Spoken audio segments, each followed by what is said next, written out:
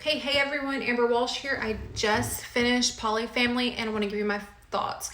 So if you see me look, it's because I wrote them down as I was watching it. So first and foremost, if you love ghost shows, Sean gives me major vibes like the guy from the Holzer Files. I always mispronounce that.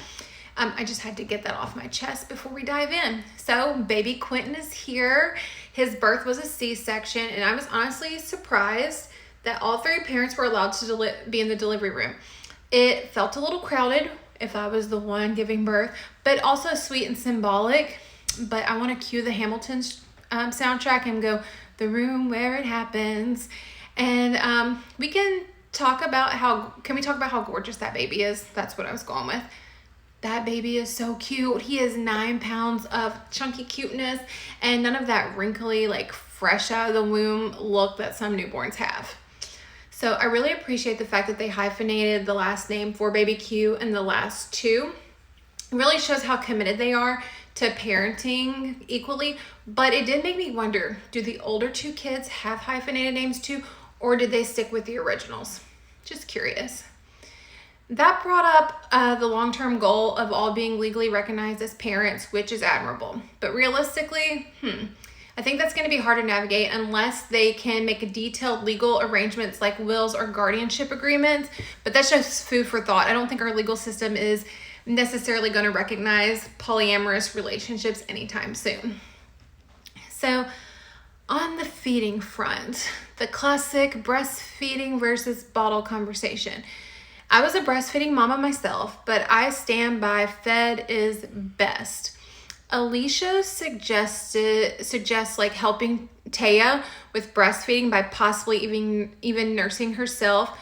And while I get why Sean finds the idea a bit weird, our American culture does have taboos, but that one is not one of them. That is the taboo of it, I mean.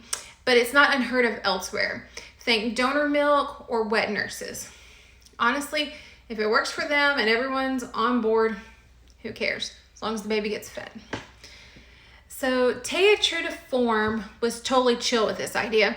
She might be the most laid back and agreeable of all four parents.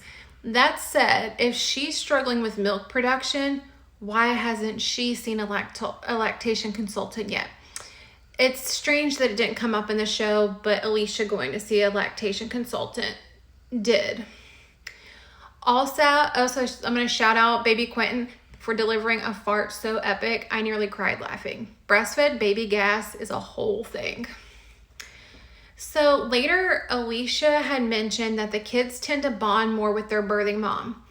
I personally think that's pretty normal and seems more like nature doing its thing rather than nurture related. Over time, the balance will probably shift, but right now they're still little. So of course, I mean, that's their mama. That's who they were breastfed from. That's who their bond is with mostly. But I can understand her concern. So the baby meet and greet, I think they called it something else like sip and something. The scene was cute, but it took a little turn. So everyone was like talking about who the baby looked like, which felt a little off-branding considering they've made a point not to focus on biological paternity. It undermines the very foundation of their family agreement. But then Sean's friend from work straight up asking about paternity, which was wow. Whether she missed the memo or just didn't care, that was wildly inappropriate considering their family dynamic. And honestly, none of her business, although we all want to know, right?